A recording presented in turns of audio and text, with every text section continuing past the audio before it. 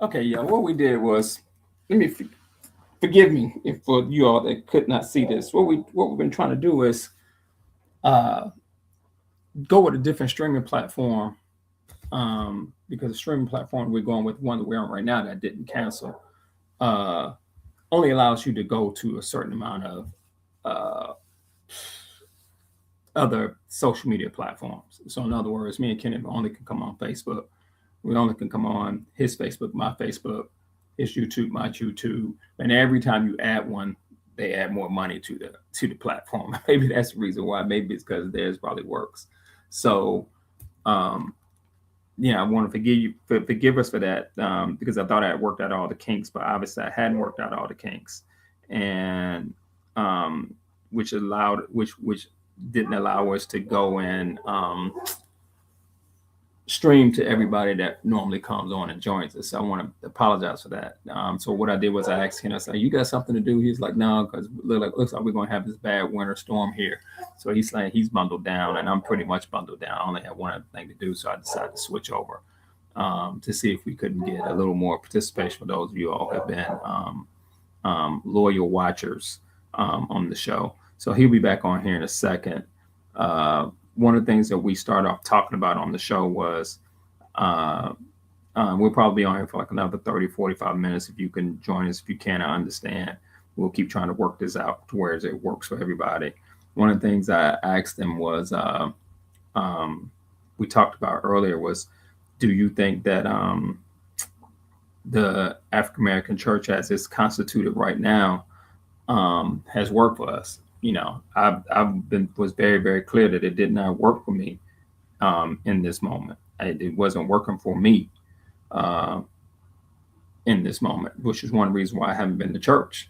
I haven't been to church because it doesn't speak to me, and um, I don't buy anymore what the pastors are saying. You know, it doesn't show up in my life like that.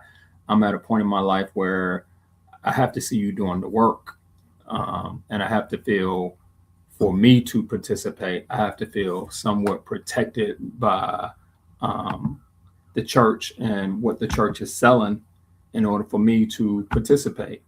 I have 37 churches in my neighborhood, and I tell people this all the time. I got 37 churches in my neighborhood, and they all are hemorrhaging membership, including the most popular one, which is um, Antioch around the corner, which has always been proactive in the community. Always, there's no doubt that Antioch has been proactive in the community with Cameron Alexander, who used to run that church. But they're hemorrhaging members too. And the question becomes, why are they hemorrhaging members, particularly African American men? Because I just don't think African American men are buying the message anymore. And they just aren't. They aren't. I don't buy the message. I don't. Somebody says, "Hey, do you feel protected by the blood of Jesus?" I go, "Nope." I go, "Nope," because I walk through my neighborhood. I walk through my neighborhood, and um, I don't. I don't see 37 churches working in my neighborhood. They come here every Sunday. They get tithes. They brought a lot of property. But do I feel protected? Do I see any African American? I see a few African American ministers, a few, um, but I don't see any that are doing anything to move the needle. In my opinion, not in my opinion, I don't. You know, I think that I man, I'm sure some people are not gonna like this. I think the one of the most visceral reactions I had to anything over the last 3 months is um, the Winans minister talking to that lady like that. Hey, Keenan, man, thanks for joining us. Talking to that lady as she was trying to give him $1,200. I thought that was more damage than anything. I'm like, you really, really should be removed. If you didn't have the wherewithal to know that you were on camera and saying some shit like that and how it's going to affect other people who are watching it, man, come on, man. I don't feel protected. I see a lot of African American women doing the work, but I don't feel protected. I don't feel like if something happened within the neighborhood, like it would happen I would say right after Reconstruction up until the 65 Civil Rights Bill, that there are going to be people coming to protect the neighborhood. I don't.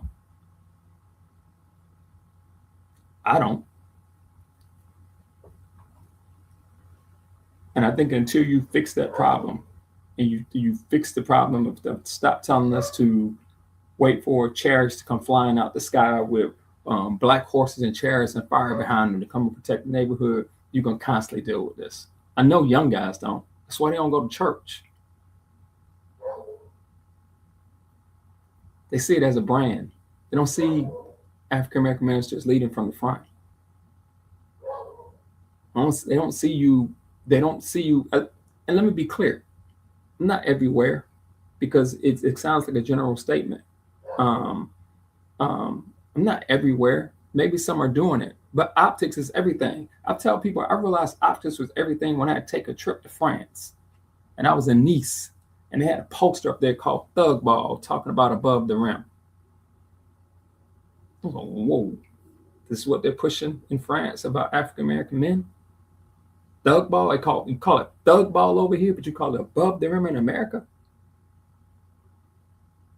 And it's funny, I should have known that before then, because the movement understood that television was a new medium. Well, right now, social media is a new medium. And nobody feels protected by the African American church. You going to church on Sunday with 7,000 members, man, I could give a flying fuck less about that. I'll talk to a pastor just like this. I could care fucking less. When I can go down to the playground, shoot basketball with those kids, and none of them have any faith in you, because you're not talking to them. You want to come over and you want to quote Deuteronomy and Genesis and blah, blah, blah, blah, blah, blah, blah. Okay, well, you're not speaking the language they need you to speak, but you are getting enough money. We literally control nothing in this country but our bodies. We have no capital markets. We have no capital investments in our communities. We get capital investments in our communities now through the city of Atlanta because we have an African-American mayor who is trying his hardest to make sure there's capital investments in Atlanta, of which almost all the African-American mayors in Atlanta have done that. That's why we have minority participation at the airport. But let me come out and say that equity funds run by Black people, I don't see what their investment is in the churches. And I'll get people coming down my throat. I don't give a flying fuck. The difference between those companies back in the day when my parents were growing up is you saw those companies in the neighborhood. They made it visible that Atlantic Life was making this investment in this neighborhood, giving loans for houses, giving loans for buildings, giving loans for churches. Hell, the vice kings did more than some of you all have done. The Royal Peacock was run by our numbers lady. I was told this story by a bishop who grew up. The Royal Peacock was run by a numbers lady on Auburn Avenue. She was a numbers queen in Atlanta. And she owned the hotel and the Royal Peacock Club. Let me finish. Close door. And she ran a numbers game. And Big Bethel, this is what they taught. This is what I was told. I was told this story. Had pews that were financed and they were behind on their bill. And the white company that was financing the pews came to pick the pews up, had a truck out front. Now, how true this story is, I have no reason to disbelieve it, but it sounded real because I'm gonna say it sounded real because of how he was telling me the story. He was like, I can remember. He is 82 years old now. And she had an apartment above the Royal Peacock. Went downstairs, asked them what they were doing. And they said, we're here to repossess the pews. And she said, you're not repossessing nothing. And went up there and got cash to pay for those pews and said, don't come back to this church. She was the numbers runner. That's a capital investment. And she was a member of that church. And the person that told me the story that at the service, this was on a Saturday. He said at the service the next day, the pastor called out the doctors and the lawyers who would sit next to her in the church. You won't sit next to her, but if it wasn't for her, you wouldn't have a place to sit. We done lost the plot.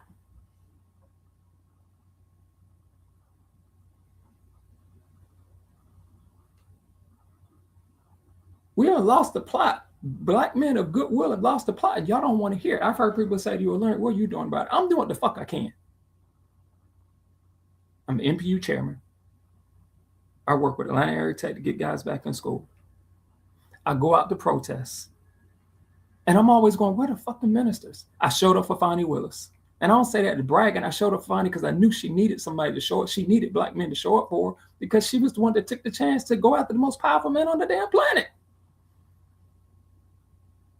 Let me be clear about this for those who don't like my language. I don't give a fuck who she's fucking. I could care less. Matter of fact, I hope he's doing it well so that she come to work on Monday. She can do what she can do to protect my community. And if he's doing that, I could care less.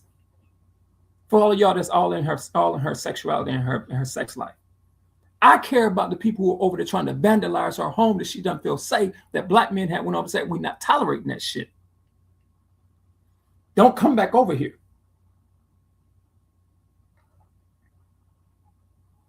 The church doesn't speak to me anymore. And I'm no longer willing to be quiet about it. You coming and giving me goddamn quotes out the scripture that I can't see at work in the community, I could care less. You need men like me, like Marion, like Kenneth.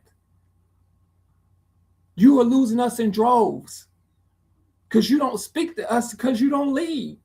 You lead from the fucking back because you don't want them goddamn sticks to be hit over your head like John Lewis and Diane Nash and Martin Luther King. Kenneth is on here whenever he comes back, says, I speak from a historical perspective because I'm trying to tell you this is not new. This is not new. I do a little TikTok thing, and I got it on one of them. I mentioned the girls from Alabama, Birmingham church, and I got a note from a cousin of Cynthia Wesley, the 14-year-old that died. She said, hey, I saw you mention my cousin. I want to send you a newsletter. We put out 20 pages to make her more human. Would you be willing to read it and tell us what you think? Wow. Yeah, I read it. She said that I read it. Two things stuck out to me. Two things. Two small things. One, she was 14. And in the newsletter, they have her last handwritten letter to her cousin that she visited every summer. And when she went to visit her cousin in Chicago, the next door neighbors was Angela Davis and her sister. So she knew them real well. And Angela Davis said, I think on Four Little Girls, Spike's documentary, that was one of the things that made her become an activist. But the second thing that stuck out to me was that her father was a principal and a second grade teacher. And up until the point where she died in that bombing. Her father was a part of a group of black men, because Birmingham, Marion, I'll tell you this, was known as Bombingham, had got together with a group of men who would patrol their neighborhoods at night. Now, this man still had to go to work the next day with guns to protect his family and his neighborhood. Because they were bombing the neighborhood because the church was the center of the gatherings for the civil rights movement.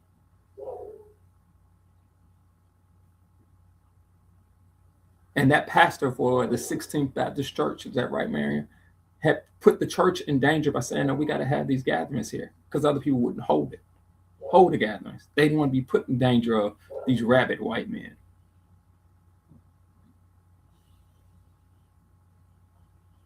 So I get it. I was raised in the same Christian church as you always, but Bell Terrace Presbyterian Church on Golden Camp Road.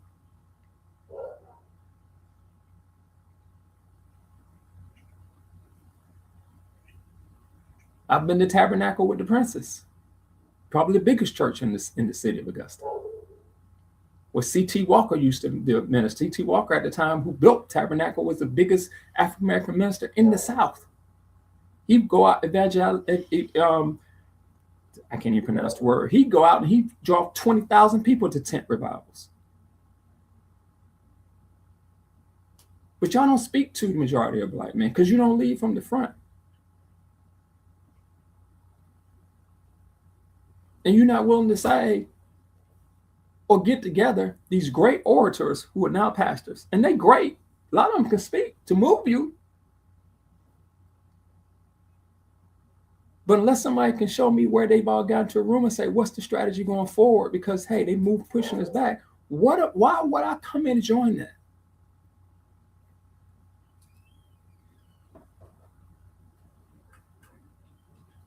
Why would I come and join that? And Marion, we definitely gonna talk about Marion, which you want me to talk about. Um uh but we gotta start having some conversations. And if in all transparency, I have my own issues. I'm not a perfect human being. I made some mistakes, some huge mistakes. But I love my community and I love humanity.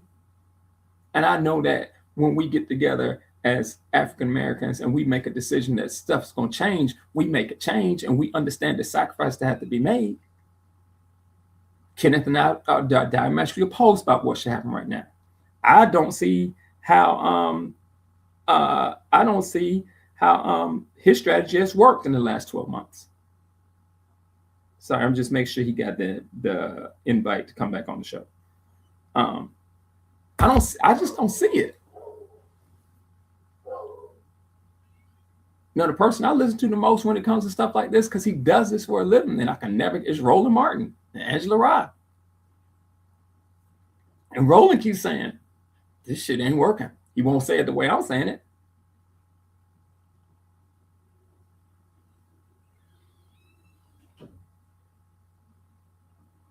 Historical data, since we've had the full rights to vote, have shown that the African American community always votes policy-wise for the best interests of the country.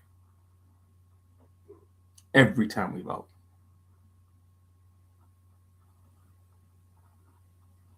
And this strategy, be clear, in my opinion, this strategy of sitting out has not borne any fruit. 50,000 people showed up yesterday in minus 30-degree weather to protest what they're doing in Minneapolis with ICE, which is Gestapo-like tactics. I am shocked that more ICE officers have not been injured or killed. I'm shocked at the restraint that people have shown. Because a lot of those people, it hasn't hit them yet. But I'm shocked. I'm shocked that Stephen Miller gets to come out and say some of the stuff he says. That people are showing him restraint because they still have some faith in this system of democracy that we say we live in. They still have some faith in this system of democracy. And they still think we can change it. But if you listen to Prime Minister Carney of Canada on Wednesday, he's saying you need to let that go. His speech could have been a speech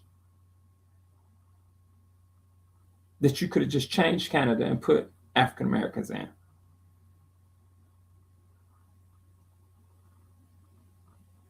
You could have just changed Canada and use African Americans. Mighty quiet, Marion. His speech could have been that speech.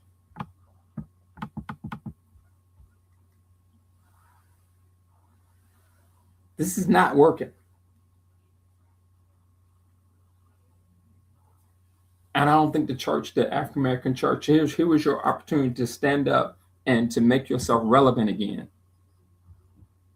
But I'm getting CNN posts about Church 2816 down in wherever the hell they at. And I'm going, I'm seeing that goddamn pastor at no damn protest nowhere. I don't want you to quote me another scripture.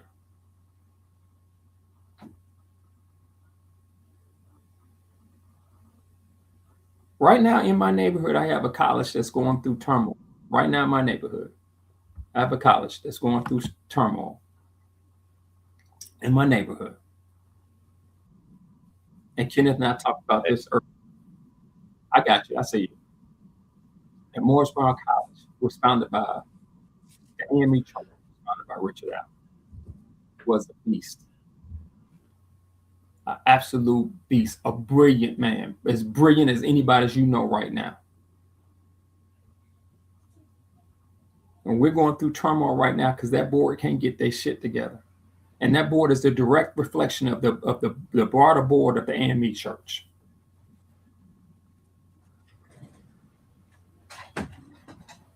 And in my opinion, they have totally undercut that new bishop, Prostila. I think that's how you're saying. I'm saying it wrong. Totally undercut him and aired their business out in the street because they have a president. I don't know Dr. James. I've only met him once, but I will tell you, there's no doubt in my mind that he made the decision that he'll burn that shit all the way down. And that's a Messiah-like complex. But Kenneth and I were talking earlier. Thanks, Kenneth, for staying a little while longer. I do want to get to what happened at Davos earlier today. Okay, hold on. Go ahead. Okay, hold on 1 second. Go ahead. What were you saying about Mars Brown? I missed the first part of it. I haven't got into it. I was waiting on you. I was segueing into it as you came on. Literally. I haven't said anything. I just said that it's a direct reflection of the Morris Brown board and the larger AME board of churches. That's all I was saying. I haven't even gotten to it yet. None of it. I haven't gotten to it. And I could tell you we're a little close. Okay, what's your opinion of the initial firing and then the rehiring? I mean, I assume I saw the rehiring part. What's your opinion of the initial firing? Let me try to say it. Trying to put my Brian Watkins hat on and not say anything that I know not to be true. I know that there were plenty of rumors before the fire, and plenty of. But I've been a victim of a whisper campaign, so I'm a little hesitant to get involved in them. I have too. I'm a little hesitant to get involved in them.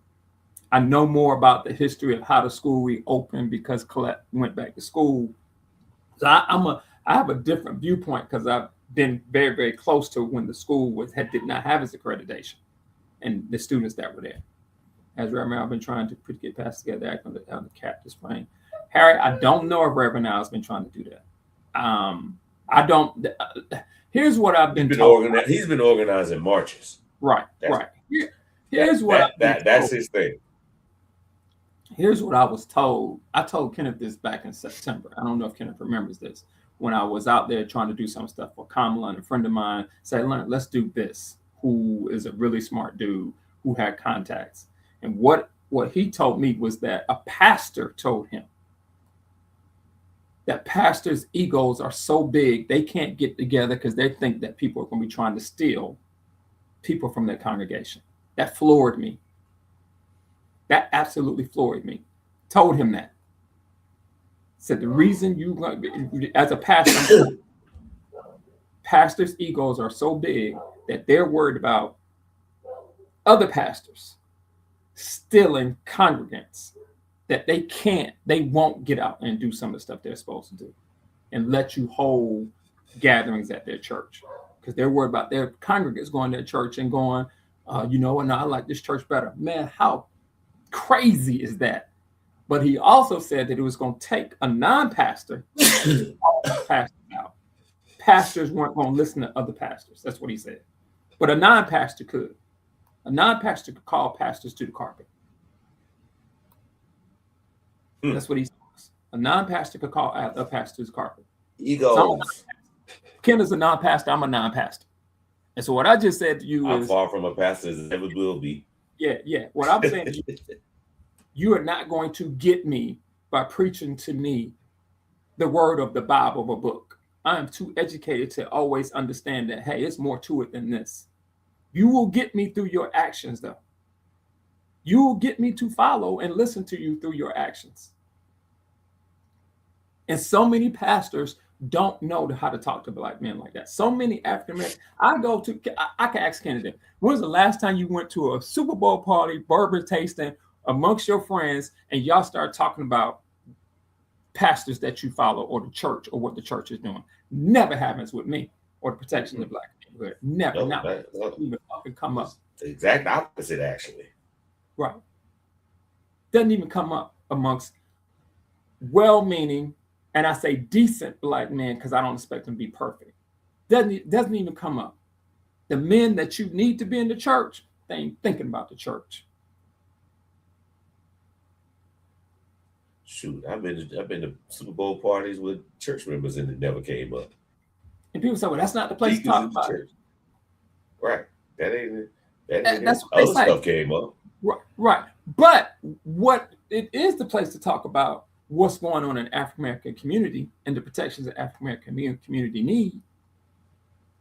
Pastor Brian's wife's dress will come up. Pastor Brian's wife's dress will come up. That's funny. It'll come up. Because to me, mentioning that, and then we're going to talk about something that Mary wants to talk about, I promise you. To me, if you would call my wife a two-bit hoe, I'm coming to your church. We're going to know what's off limits. Well, that's two things. Well, it's actually two sides of the same coin. Jealousy because he has a big church and he's making money, and the other part of it, jealousy because his wife looked damn good in that dress. That's jealousy right there. That's straight jealousy. But that's always been a hallmark of a lot of black churches anyway. Black pastors the same way back in the day. Do you remember when the before they had the Montgomery bus boycott, there was Reverend Vernon Johns, or Dr. Vernon Johns. I think he was a doctor. But anyway, he was a pastor of the same church that Martin Luther King was before Martin Luther King got there in Montgomery. And he was doing the same, he did pretty much the same thing that Martin Luther King was doing, at least maybe not the bus boycott, but he was trying to do a whole lot more in the community that Martin Luther King didn't even do. Well, I can say not a whole lot more. He was trying to do the same thing. And he was trying to organize the pastors in the area and have them do this and do that. He spoke to his congregation about voting rights and all of that stuff. And the black community, the black preachers rejected him. His own congregants got rid of him because they thought he was too radical. They kept saying, "You're too radical. What you trying to do? You're trying to get us killed." And he wasn't trying to do anything. He was just saying, "This is your basic rights. This is what you're supposed to have. This is the things that are supposed to happen to us, happen for us. We're not asking for anything extra." But he was ostracized, fired from the church. And really and truly, I don't even know what happened to him after that. And the only reason I knew about it because there was a movie starring James Earl Ray about it. Talking about Vernon Johns? Yeah. Vernon Johns was a beast. Vernon Johns was a beast.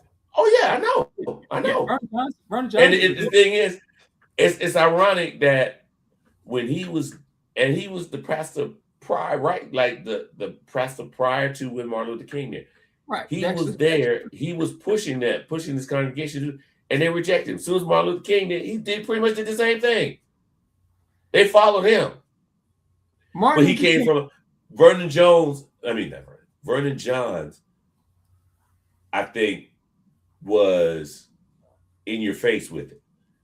Martin Luther King was a little bit more educated and a little bit more subtle with it. That's why he eased them into it. Vernon Johns was like, "No, forget that. We're gonna keep the door in." Martin Luther King was like, "Okay, let's try to find a key, or let's do a little subtle thing." Vernon Johns was like, "I ain't trying to be subtle. I'm trying to do this. This is what we deserve, and we shouldn't ask for anything less. We shouldn't expect anything less. And if they don't like it, damn them." That was his point of view. That from the movie, that's what I got. Now I haven't done a lot of research on him, but that sounds about right. And that's what we need now. We need people who gonna kick the door in, and not people who just gonna try to find an easier way in, or a nicer way in. We don't need nice anymore. We don't need subtle. We need somebody that's gonna come in, kick the door in, and start kicking ass. That's what we need in our community. And we need that for our community.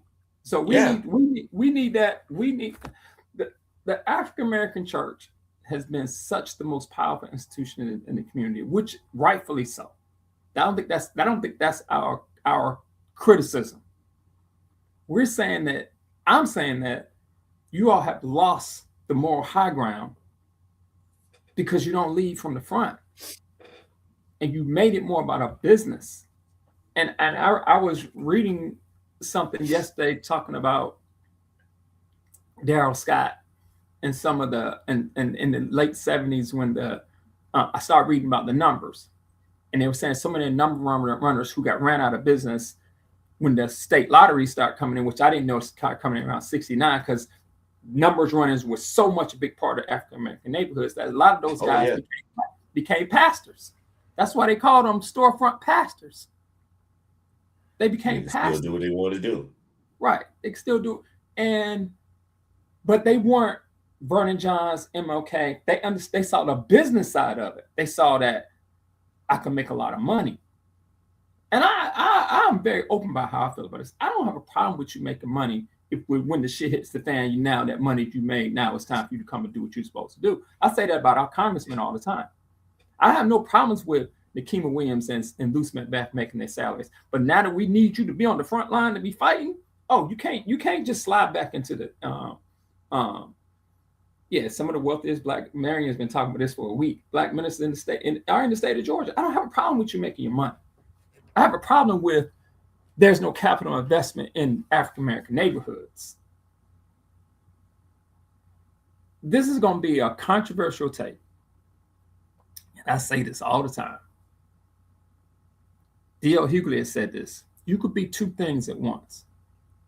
Eddie Long, without a doubt, from what we understood, was a sexual predator against young boys. Eddie Long also had a vision of financial viability for black churches, which is why he was opening up a credit union right there on Evans Mill Road, that black churches could be the dominant force. Marion has a story. He could tell you that they tried to get black churches to open up banks so that they could provide capital for black neighborhoods. They couldn't get that. I say this. There's a when I was living in New York, I went to Allen AME in Queens, in Jamaica, Queens, and it was the pastor was Reverend Floyd Flake, who's also a congressman too. He understood that they had a credit union, they had a retirement home, and they owned like a block around the church. They had a school, that they had all that stuff going on right there, and he understood that part of it.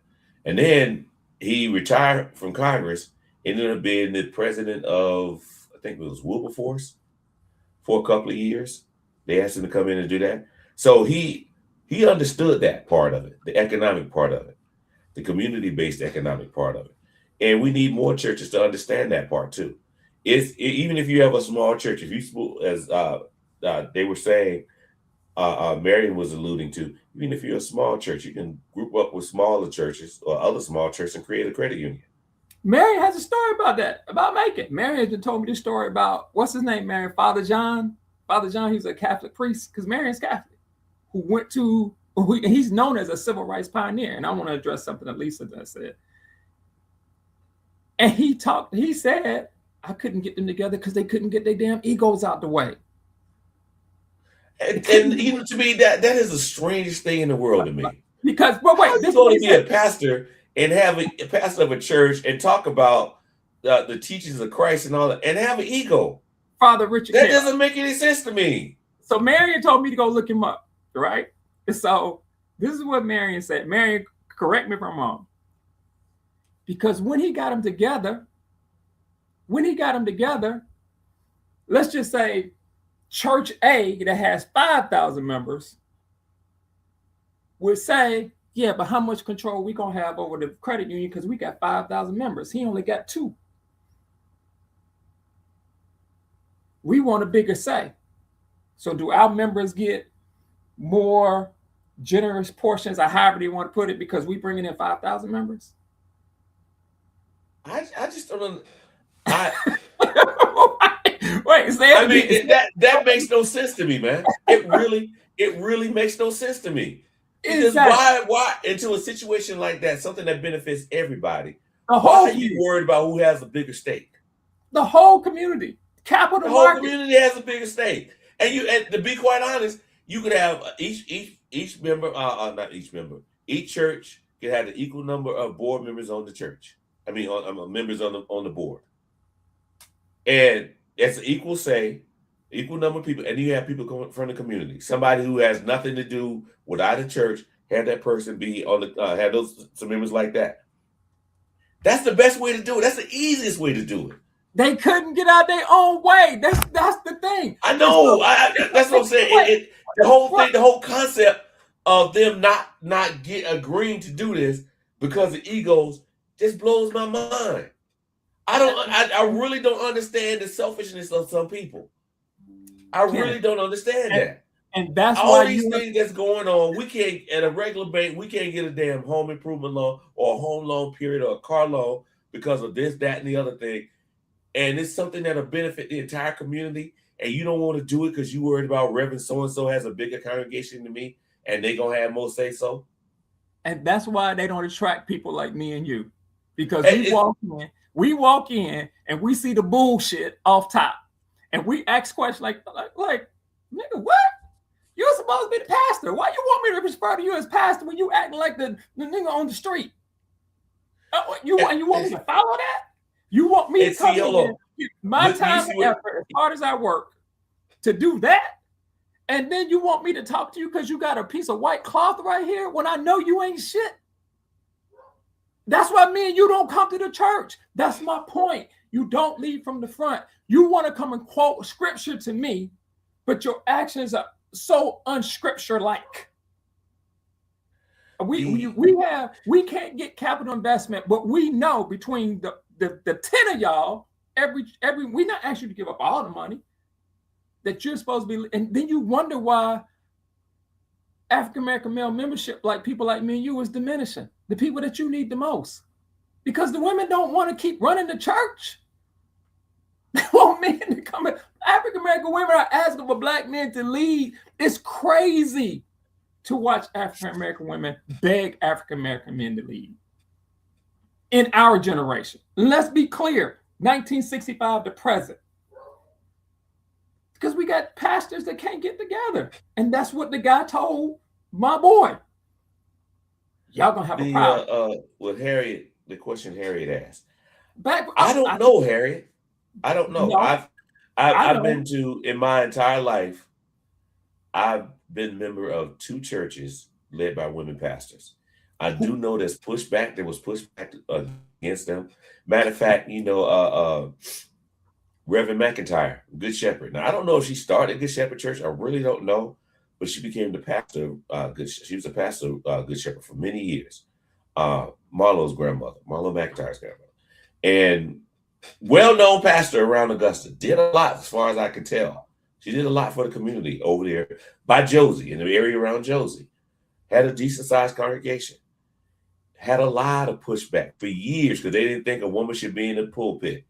Now, I don't know where in the Bible it says that, because I'm not a Bibleist or whatever they call a theologian. I don't know where they said that in there, but it's always this misogynistic thing that women shouldn't lead the church. Then the church I grew up in, she was Reverend Williams.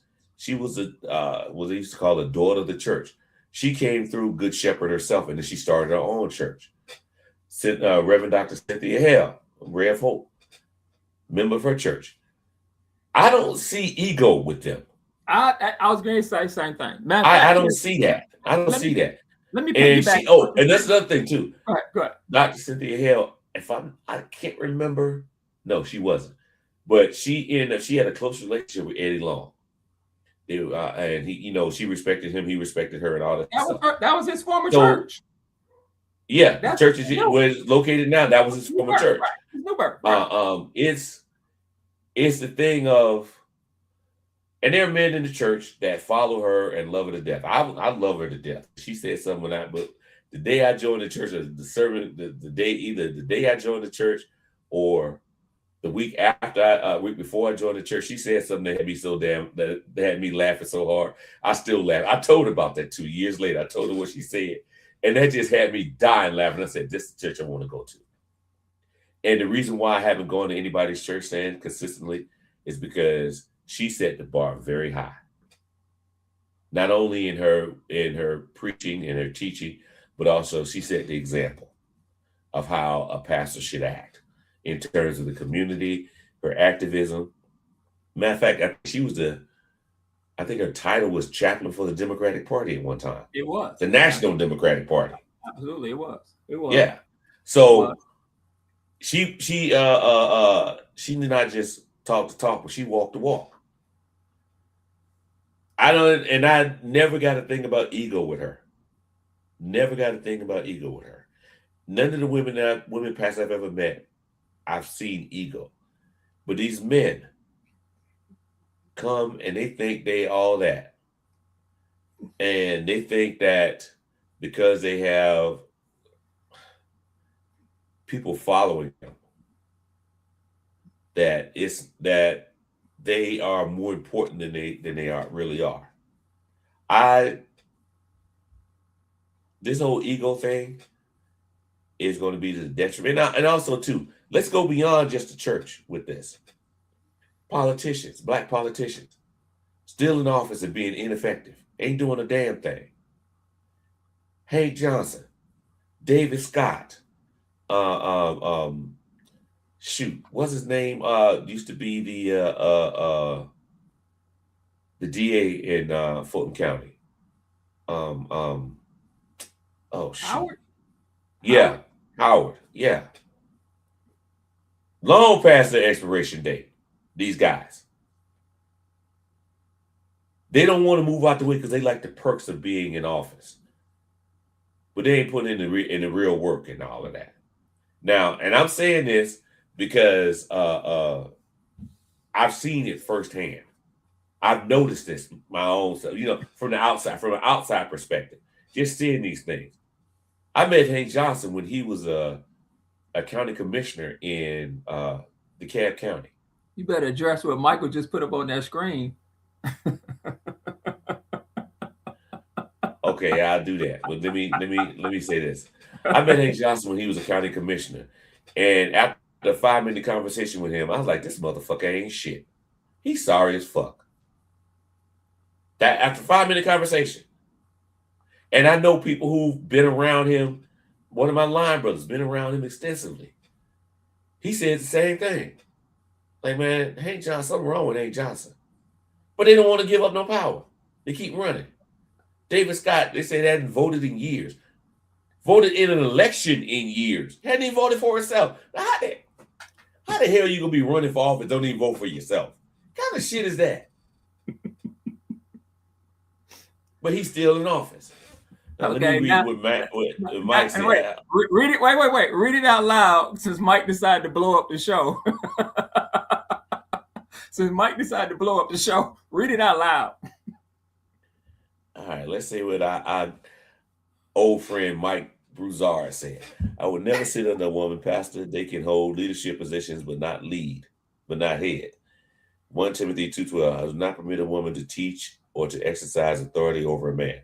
All right, Mike, I'm going to address this. I'm going to address this as one simple thing, a simple way. We follow we follow the King James Version of the Bible. Do we know who wrote the King James Version of the Bible? We can always say, let's say this, the Bible has been translated, we don't even know how many times, from its original language. And whenever you translate something from one language to another, it loses some of its, some words are not translatable. Some words are not, and phrases and how you phrase things, they're not translatable. They could mean one thing in one language and another thing in another language. The King James Version, little quick note, King James Version is named after none other than King James of England. I tell this to my students because it's kind of crazy to me. There's a passage in the Bible that said, slaves obey your master. There's another one that says, Don't wear wool. uh, render unto Caesar what is Caesar, and unto God what is God. Something that I'm paraphrasing. Hey, But man, render unto Caesar what is Caesar. Hey, look, So, neither one of us biblical scholars, so we need to. But I'm paraphrasing. But that's what it says. Those Wait, things they say. I got the book. Which one you want me to look up? I got it right here. I keep it. Hey, you don't have to Google it. Google it first and tell me exactly. Google it. Okay, render unto Caesar what is Caesar's. Look that up first. Look that up. No, don't look in the Bible. Google it and see what passage it says in the Bible. Then turn around and look at the Bible, and you can read the whole. Wait, can I make a point? Because everybody wants to know why I'm laughing. Let me tell you why I'm laughing. Because Kenneth being so nice to Mike. Because if that was me, and Kenneth is if it was me, that ooh, I'd be getting my ass tore right now. So let me say this. Let me say this to Mike. No. Listen, Michael's a good friend, and I'm glad Michael's on the show. Michael's a good friend. I'm glad, and I keep a Bible. My philosophy teacher, Mr. Dr. Parker, always told me when we first got to class, whenever the Bible comes up, you need to get a book, pull it out, and go to what the person is talking about. That's what he said. Right. He said, do not talk about it if you don't have a Bible. Okay, and, so that's what I'm saying. Google, look on your phone. Look up render unto Caesar what is Caesar's, and find that in the Bible and read it to. Now I'm saying all this is this. The Bible was written by a man for a man. Why would and I tell my students this? Why would God care about whether or not you pay taxes to the king? God wouldn't care. Let's be real. God wouldn't care. The God that I know, that I think I know, wouldn't care if you pay your taxes, because that ain't got nothing to do with him. Ain't got nothing to do with God. So render unto Caesar what is Caesar's. God will not tell whoever who in a message, tell them, hey, make sure you say in there, render unto Caesar what is Caesar. Another part of it too. The Bible was written before Caesar was even born. So God wouldn't even tell somebody render unto Caesar. Be like, who the hell is Caesar? God, who's Caesar? That's number one. Number two, slaves obey your master. Why would God tell you to obey your master if you're a slave? Why would he do that? He wouldn't. God did not authorize slaves. I can tell you that now. God didn't say, you know what? We're going to have a master class and we're going to have slaves. I want you to mistreat your slaves as much as possible. I want you to starve them to death. I want you to kill them. I want you to abuse them. All that. That's what I want. I'm authorizing this. That's not the God that we serve. The one that we're supposed to worship wouldn't do that. He wouldn't do it, or she, whatever perspective you want to put this in. So the whole thing of somebody writing in the Bible that a woman cannot be a pastor, cannot be a preacher, cannot lead a flock and all that does not make any sense if you look at it practically. Because the Bible was written, the King James Version of the Bible was written during the reign of King James. And it's been rumored that that the person who wrote it was William Shakespeare. That's why it's written in the ye and thee and thou and all that. That's why that's in there. That is not the I shouldn't say old English. That is old English. That is not the language that they spoke during biblical times. It's not even close. So when we start quoting the Bible, what Bible are you quoting? And the whole thing about the Bible itself, the Bible is a bunch of, I guess you could say, parables, stories. Which is why the same story is written several times in the Bible. It's written several times. And it's to reinforce certain things.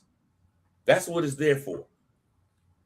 So if you can't lead, if you're gonna be a devout follower of the Bible, don't eat no shrimp.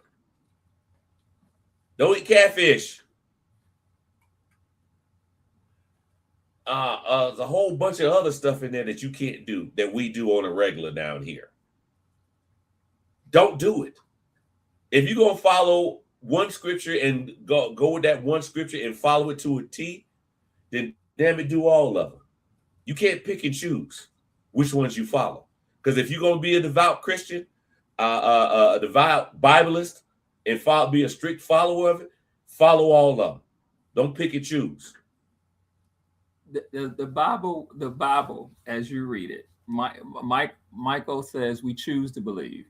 Marion says it was the women who came to take care of Jesus after he died. Where were the cowardly men? One of the reasons why we have so many male chauvinistic, misogynist pastors is because they believe that quote and they let that quote seep into every other part of their life. One of the reasons, Kenneth is going to say, there you go again, one of the reasons why Diane Nash, who was probably one of the top 5 civil rights leaders, if you could rank them like that, was not allowed to speak at the March on Washington. And Diane Nash was integral. That SNCC could not be SNCC without Diane Nash. Was because of misogynistic, male chauvinistic pastors who did good, but they were male chauvinistic nonetheless. Even the guy who pushed the Montgomery boycott, who called Martin Luther King a coward in a meeting, the activist by the last name of Nixon, said the women should only be in the kitchen as the women were out there doing the work. It is interesting to me that you don't think women could lead in the pulpit, but as a former military person, you know women could lead in the field because it's based on merit and what you do and how you work. This belief that I'm supposed to not change my belief over a book and some words, that's all the arguments that Kenneth had because they spoke Aramaic. And that I won't follow somebody as consequential who makes as much sense as Dr. Cynthia Hale or Dr. Barbara King because they're women and they have obvious leadership qualities. Joan of Arc too, don't know much about her, but if the legend is true, many people followed her because of a biblical verse. I just don't understand that. And let's say he says you're totally misrepresenting the scriptures. I don't know what people say the Bible don't eat pork. I don't know what else you want me to say about the scriptures. The word of God being established during the same period. The Bible doesn't exist in a vacuum. You said you pulling William. He said William Shakespeare. You pulling straws. We're gonna have you on the show now. The quote was from the Ephesian church. The Caesar quote was from Jesus, not God. The Bible is also known as Jewish fairy tales. I don't think that's the point. I think the point is you have to ask yourself, how does God speak to you? Does he just speak to you through this book? This book, let's have an honest opinion about it, honest discussion about it. Kenneth and I just said it. We were raised in this book since before we could walk. Our whole brains have been brainwashed by this book. So the brainwash might not be a good word, but program. Wouldn't you agree, Kenneth? It's been programmed by this book. It's been programmed by this book. Yeah. It's been and it's hard to change your programming when you're our age. But it doesn't mean that I can't say it doesn't make sense and it doesn't serve me any longer as I'm watching my community. Because I always try to keep it in the context of I cannot do anything else in anybody else's community. I know my community is consistent. I know that the Black church, in my opinion, and black male ministers, in my opinion, have totally dropped the ball. And we've just talking about this. You're saying that if a group of Black female ministers, let me ask you this. A group of Black female ministers, let's say 5 of them, Dr. Hale, some other ones got together and said, we're going to start a credit union of our churches, and our churches all combined together, they serve 12,000 members. And we're going to put together the money, and we're going to start a credit union because we realize there's no capital investment in the Black community. There's no financial vehicle. There's no more Black insurance companies, no more Black banks. Blanks need more money, and we're going to get our membership of 12,000 every week to say we're going to each give $5 to support this credit union. Are you saying that you won't join the credit union because the credit union was started by some Black female pastors? And it's good for the community because Timothy says Black women can't lead. I mean, is that what you're saying? Wait a minute. He says you have to separate leadership from leading churches. Tell me how you do that. I mean, what does that look like? I mean, hell, you, Kenneth and Marion, tell me, how do you separate leadership from head of churches? So the head of the church then has final authority over the leadership who's making more sense than the goddamn head of the church. I can't get that. I can't do that. I can't do that. I can't, just because you head in the church. We have search for the truth, constantly learn, understand. No doubt. But you can't be so damn heavenly that you're no damn earthly good. I can't get in the spirit and be so heavenly that I do what Kenneth just told me not what don't do. Kenneth just said, Leonard, go down here and talk to those guys that asked you to talk to. That's what he just told me. Let me tell you how to do it. I've done it before. Don't go by yourself. But when you go down there, don't go down there quoting scripture. Is that what you said? So you want me to go down? I'm going to go down there in the Holy Spirit and go, hey, man, you know Deuteronomy said, man, don't be selling that crack on the neighborhood. He said, hey, man, look, man, you better get out of here. I got to feed my daughter like Biggie said. And I'm sitting here with my tool, too.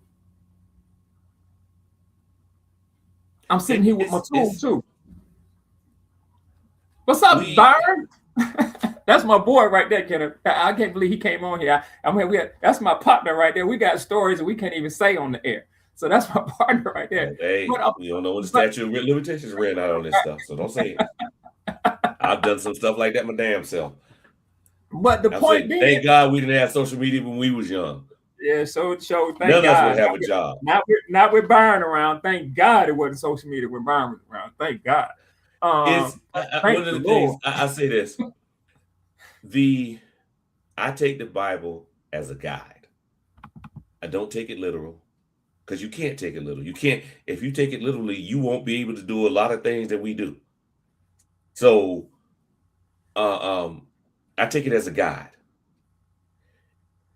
And if you take it as a guide and not take it literally, I think you can be more of an asset to our community in the stuff that we need to do. We definitely need to, and I'm not trying to knock anybody's faith or anything like that. I don't care, really and truly, I don't care what you believe.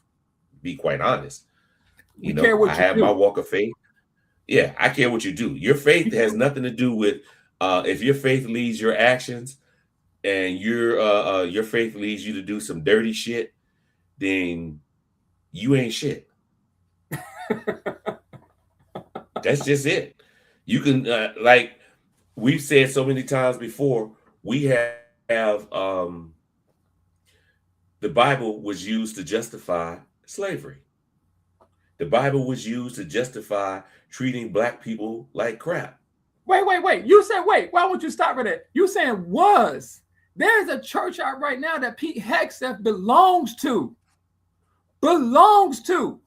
Michael, that uses this book that says Black people shouldn't be in leadership positions. That has people on the internet that he is an active member. The Department of War, an active member. Not was, is. That's what white nationalism is. They say it's based on this book. And what we have said, what Kenneth and I said in this conversation before you blew the show up, I told you were going to blow the show up, Michael. I told when you said that, I was like, Mike just blew the show up, Kenneth. He just blew the show up. What we have said was, we got women that listen to the show. We said you just blew the show up. You the new Marion. Well, you need to come on the show all the time. You the new Marion. You better be here next week. What we have said was, Byron, so Byron can hear this, because Byron's a faith man. is that the black church does not speak for me anymore. They provide me no protection. They have not shown me they can get men together to be men to provide protection for the neighborhood in any way, shape, form, or fashion. Not in my opinion. Now, my little brother's trying to, excuse me, Brian, Kenneth doesn't like me say little brother. My brother Brian is trying to get me to go out and check out this church and go in there. He said, I think they'll speak to you. A grown ass man call him little brother. Right. He'll speak to you. But I got 37 churches in my neighborhood. Y'all don't understand. I run a neighborhood of 2 neighborhoods. It's 37 churches here. I got 2 big churches. And I'm sitting here asking the same question that Kenneth's asking, that me and Mary have talked about this so many times. Me and Mary told me about Father, goddamn, he just said his name. And I'm going, this is low-lying fruit. This is low-lying fruit. You can't get your egotistical bullshit ass who quotes this book to go with another egotistical bullshit ass to quote this book to say, huh? Oh, I better not hit the book too hard. I don't want no zealots. You don't have it upside down, do you? No, don't do it. I don't. You don't have it upside down, do you? Don't you do it? No. Don't you do it? Don't you do it? I don't have it upside down. I just want to make sure. I couldn't see. I want to make sure you had it the right side up and not upside down. I'm not him. We can't get them together because people don't like me being blunt to say, Kenneth don't like this word. Kenneth, put your hands at your ears. I'm gonna talk like a black person. Y'all niggas can't get together to do that little shit. Y'all can't get together to do that. You got a PhD in theology. Skip Mason's got 100,000 people on his Skip Mason Vanity page, bro. I got Morris Brown, goddamn, just drowning in controversy, and y'all can't get together to say, hey man, let's put our egos to the side. We got a problem, and you want me to come to church because of this book said Timothy can't win, and I got a pastor right across the street from my house that's literally trying to survive, who's calm, cool, collected. And the AME church ain't giving her no support, but she just got a development to come up and develop on the lands of her church. Man, bruh, stop. Bruh, stop. Man, you lead from the back. It's my bad, Kenneth. I had to get that out. My bad. I've been waiting to do that all day. No, it's all good. I think egos are going to be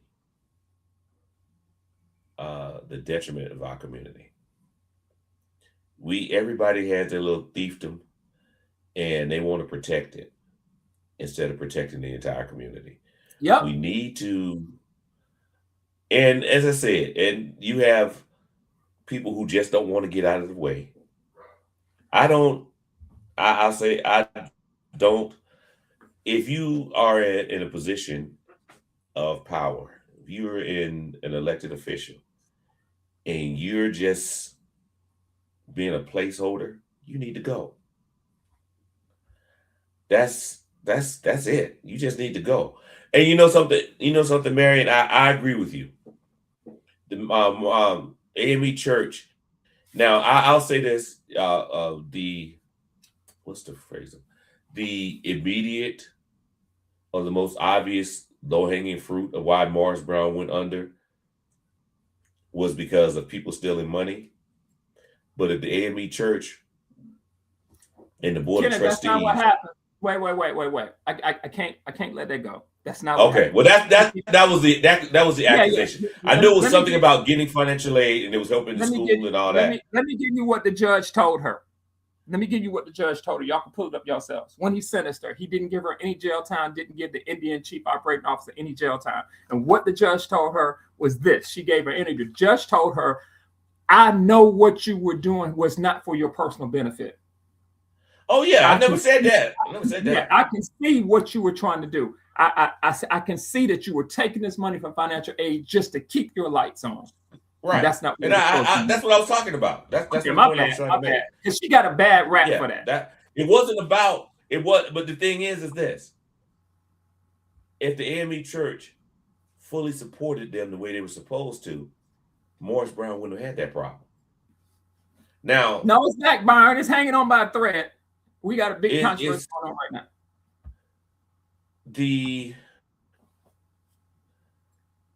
These churches that make billions of dollars a year, billions of dollars, AME churches, small and big, make billions of dollars a year, can't support, what, 3 or 4 universities? I ain't say they got to give all of their money to them, but if you're going to be the governing board over these colleges and universities, you need to be there, need to provide financial support. I understand, you might not have as good as you used to, but you got it good enough to keep them afloat.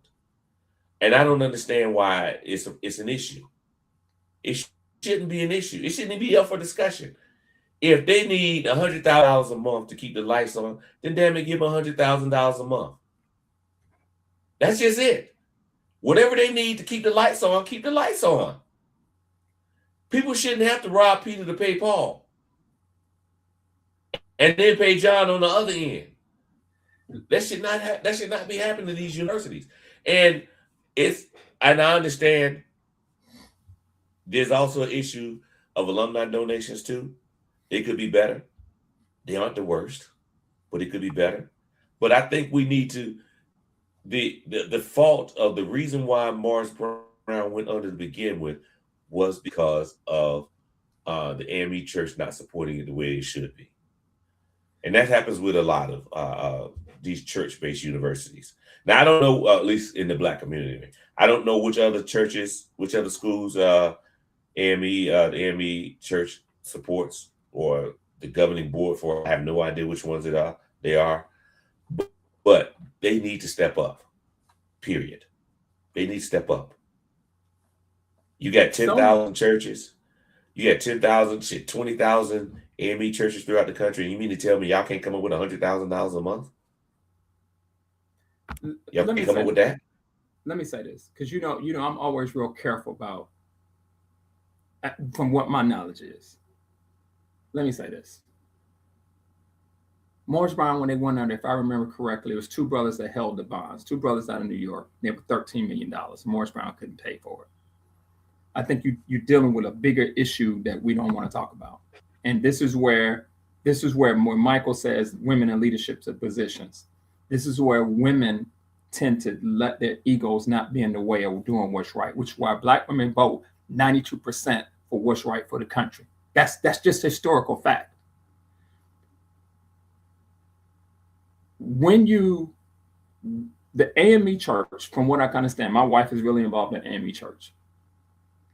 The AME Church, all the AME Church chapters, like the one across the street from me, that's pastored by Pastor Cynthia, don't have the tithing base to sometimes not get their bills paid. Right now, we're talking about trying to help them figure out how to help to get their air conditioning paid. So when you say the AME Church and they should have supported Morris Brown, I agree with you. If their finances were in order. But I'm of the opinion, this is where leadership, this is where we keep talking about leadership. And okay, matter of fact, I know I'm on a tangent, y'all. I can almost accept kind of what Michael's saying, head and leadership. Because if the head cannot motivate the people to save Morris Brown, and people don't understand how important Morris Brown was. Morris Brown was a open, how did I say it, Kenneth? Open admission school, right? Whereas if you got to Morris Brown, you would be admitted. If you were on remedial reading, you had to go through remedial courses to get to, and I know about that. I know Byron's too smart to take remedial reading. I had to take it. I don't know why, but I did. But Morris Brown, it lets you in, even if you weren't. Most schools do that though. I say this. Most schools do that because I know I got to the University of Georgia. I had to take remedial reading and remedial math. Okay. So what I'm saying is, but University of Georgia chooses who comes to school. At Morris Brown, it was an open admission policy. So yeah, that might have been the case. Yeah. Right. So it was that important to the community. So what we started, because Kenneth, we can go off on tangents all day, and we still ain't talked about what Marion wants to talk about. We're running out of time. What I'm saying is, running. We're hour and some change. What the hell you talking? Running out of time. We done 2 shows today. Come on, we running out of time. Shit, time been over. Okay. Luckily, I ain't got nothing else to do today. I do. It's too important. The church has not been, in my opinion, the church does not speak to me. That's how I started off the show. The church does not speak to me based on the example what the church is setting as I see it. Right, if you had a desire, you were admitted. The church is run mostly by men. The men are leading from behind. You want men like me and the people who are talking right now to join the church, become active in the church, which is what African American women want. Then you need to change your tactic. You can't just come at me talking about Timothy and Deuteronomy when I know what you do. I know that, hey, if push comes to shove and I go and put my life in print.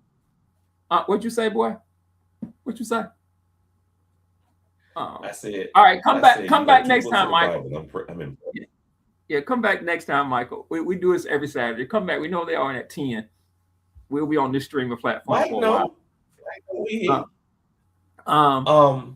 Go ahead. But listen, with the point you're making, it makes a lot of sense. It does. I have always, and this even goes back to the election when Donald Trump won against Hillary Clinton and Kamala Harris. It wasn't because of those women were not qualified. It was because they were women, period. And in the case of Kamala Harris, a black woman, that made it even worse. The campaigns that they did that Trump ran, and both of them were so goddamn idiotic and stupid. The stuff he said made no damn sense. Whenever they debated him, they made him look like a damn a 3-year-old child intellectually. He couldn't compete with them intellectually. Hell, they were stronger than him, period. He looked like an impetulant, I don't know if I'm using that word. He looked like a punk-ass child. Seriously. In his feelings, said nothing relevant, just mumbling and saying stupid stuff in those debates. But people didn't vote for them because they were women. That's bottom line. They didn't vote for them because they didn't vote for those 2 ladies, those 2 women, because they were women. And I don't care what anybody else says. All that other bullshit that they talk is irrelevant. They were women. That's why they didn't vote for them. So this goes on to a bigger societal thing about women. Men don't want to follow women because of 1, societal rules, old school societal rules, and 2, they think that a woman is too emotional. That bitch ass Trump is the most emotional motherfucker I ever seen in my damn life. That motherfucker can't. I'm really surprised, and I'm being real honest. I'm surprised his punk ass hasn't started crying on screen yet when somebody talk about it. I don't understand that. How somebody would follow him. But they always talk about women are too emotional. They're hysterical. That's what they talk about. We need to get away from that. Especially as black men. We need to get away from that. We can't sit back and keep allowing these irrelevant, immature men to run our country. Because as you can see, it could be to our detriment. And I'm going to say this one thing. In the history of the world, as far as I know, now I may be wrong, but as far as I know, not one woman leader has ever started a war.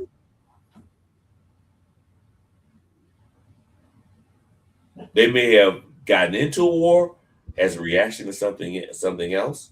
But as far as I can tell, not one woman has ever started a war in this world. Not one woman has ever started an invasion of another country. And what does he say? He just didn't need a church, nor did he need a plate pass. The wound will always take the heart. Them in hands. They were weak. False prophets, egotistical, bitch ass men.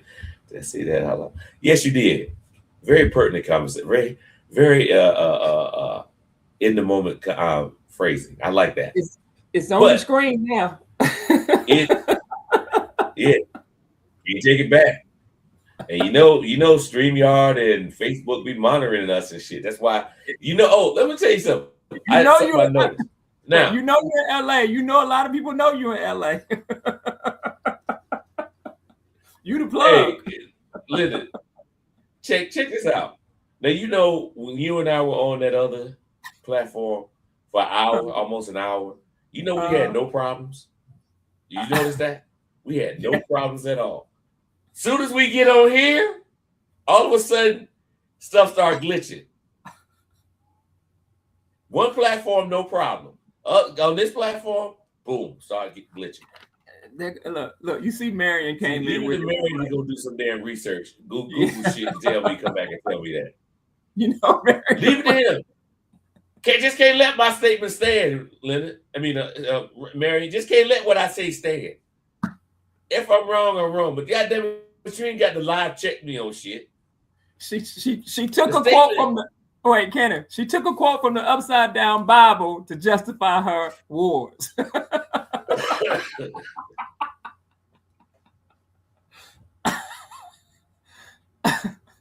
Hey, look, Kenneth. Let's pivot right quick. Let's pivot. I gotta hear what you thought about Davos. I gotta hear what you thought. Just give it to me. Give it to me what you thought about Davos. Okay, which one which statement? That's crazy. Talking about we gotta. Wait, that's crazy. You said which statement? When that idiot, which one? Which one? Which one? The last one I heard, because I've been sick for the last 2. I had the flu, so I really didn't watch much TV. I was sleeping. Hey man. But look. The thing when he said, we have an agreement on the United States controlling Greenland, and what was the guy's name? What's his title? Was it a prime minister or something like that? Somebody coming right behind him and said, "No, we don't. We need to talk about that." The head of the UN.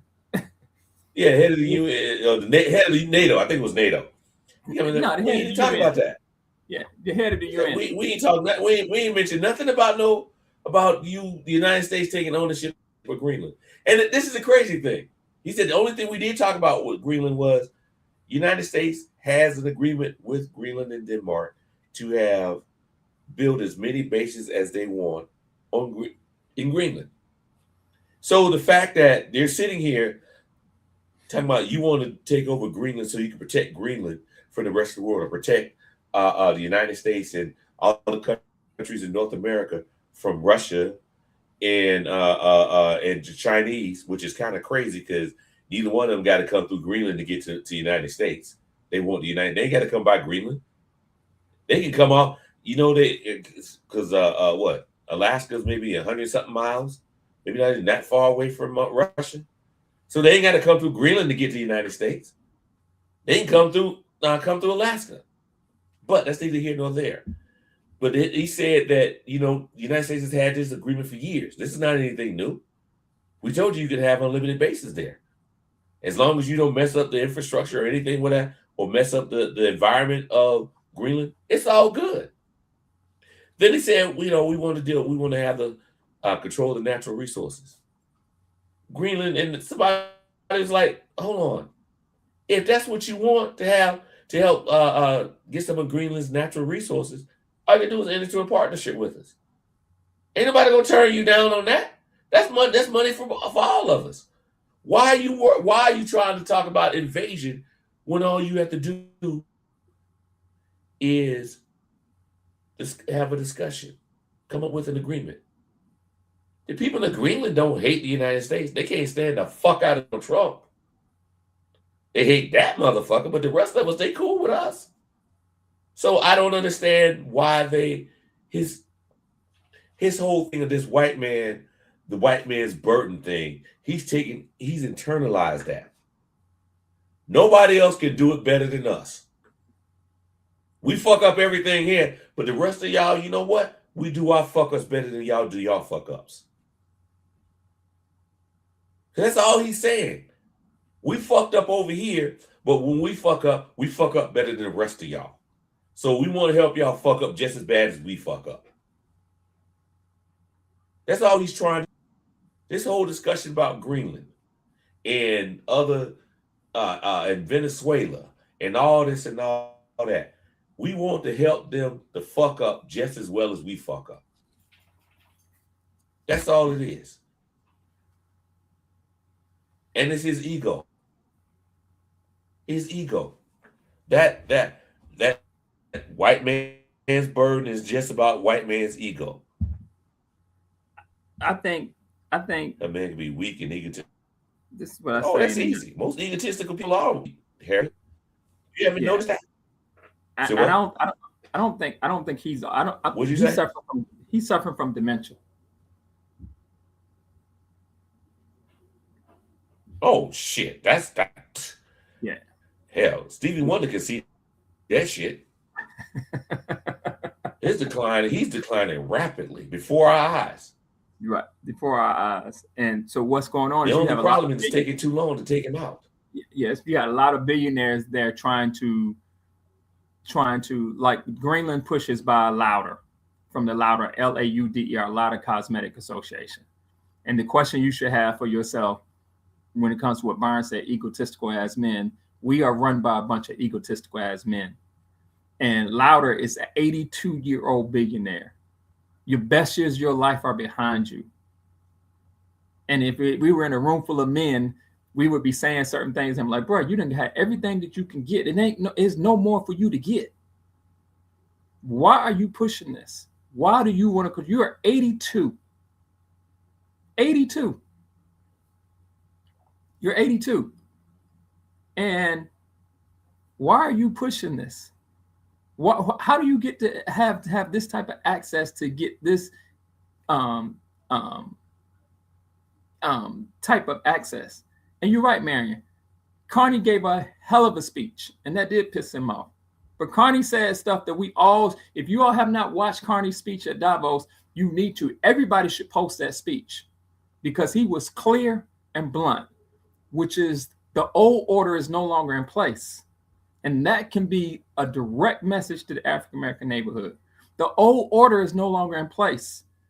This new order, if it's not stopped, is all about might exploiting the weak. That's why they went after Venezuela, which is why you haven't seen any more drug boats hit Venezuela. Lenny Jones pointed that out to me. You haven't seen any more drug boats. No more boats have been shot. And that's because there's certain men that want to go and exploit Venezuela. They see this as their chance to get untold riches. Oh, hold on. We didn't mention this. So one of the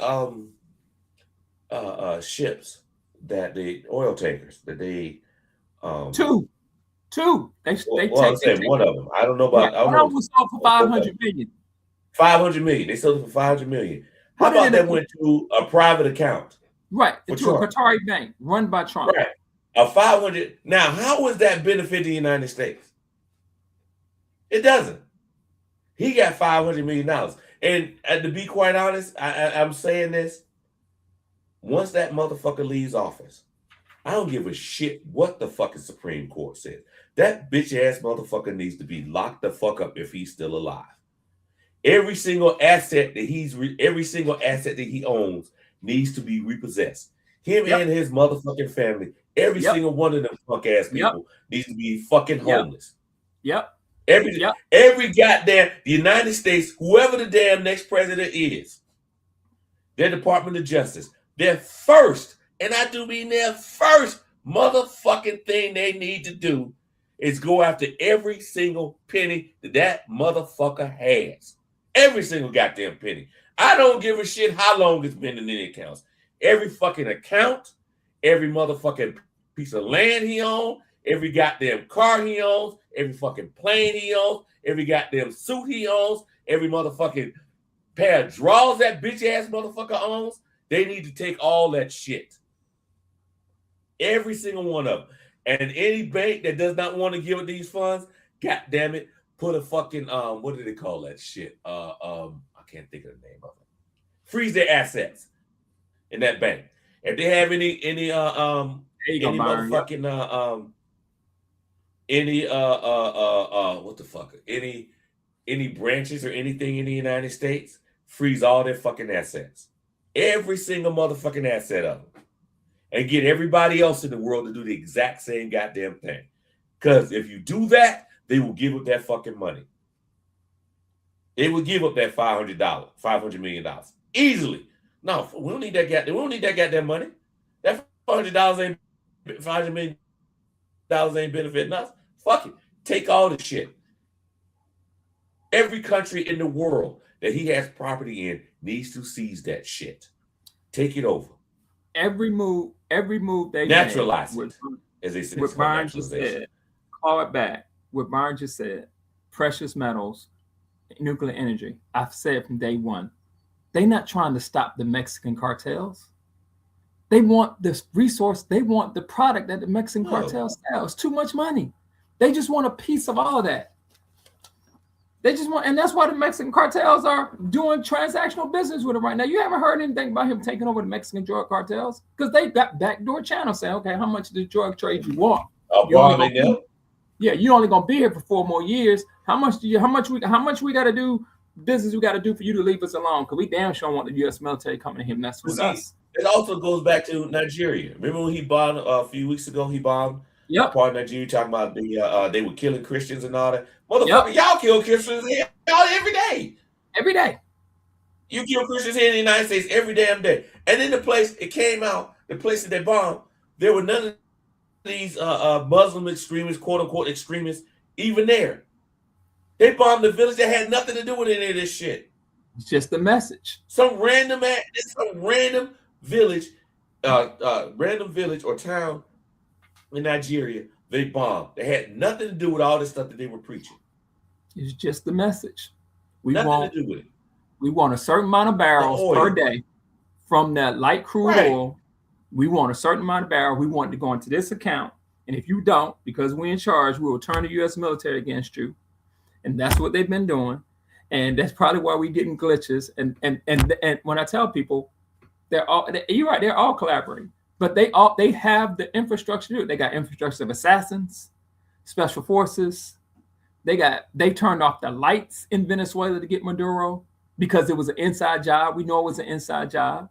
You can only do it if you have control over Congress and the president. Yes, absolutely. Because all of them getting paid. So what does that mean for our community? That's the crazy thing. You are participating, leaders.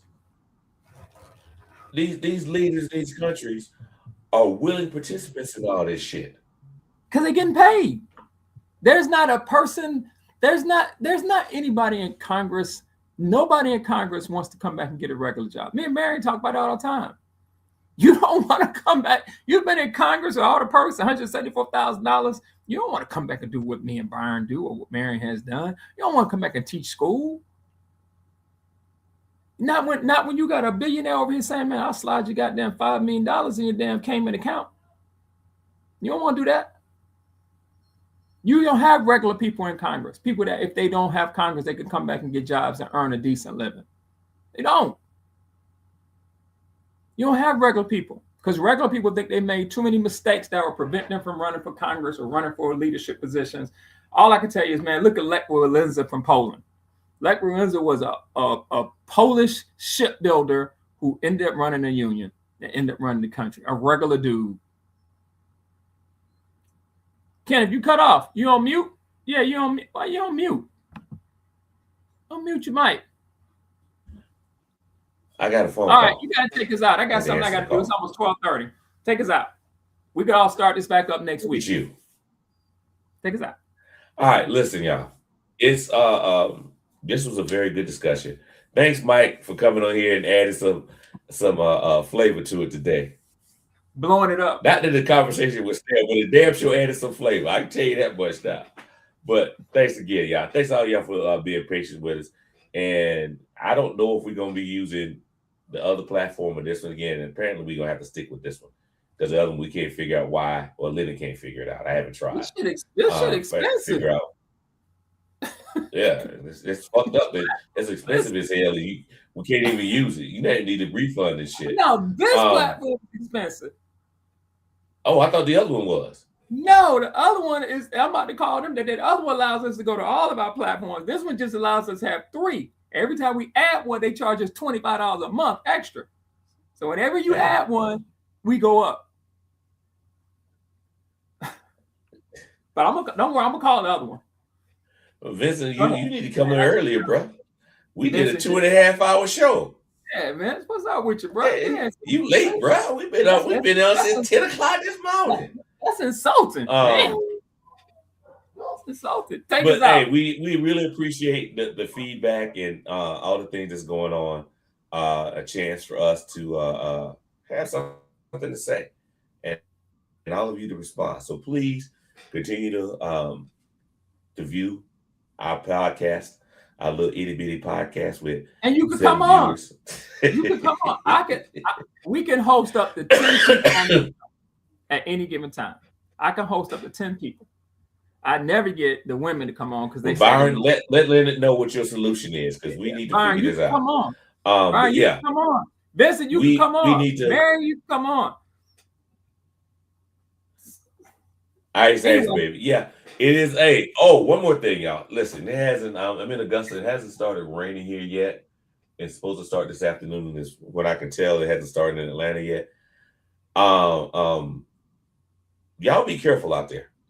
All up and down the East Coast. We got in the Midwest inclement weather and all that. Y'all be careful out there. If you haven't already gotten all the stuff you need, supplies last for a couple of days. Go out and get it. If you can get a generator and you don't have one, and you can get one, please go get it. I know they're expensive, but at times like these, this is something worth going in a little bit of debt over. Getting a generator. Believe me, it comes in handy because you don't want to be caught out there with no heat at all. If you can't get one, go with somebody who has one.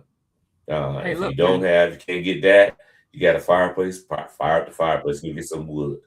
Fire the fireplace. Let me say this. Okay, Linda telling me I got to go. Like I can't. Let me say this. Can't see that. Let me say this. I'm gonna quote the great rapper Andre 3000 and Jack Black.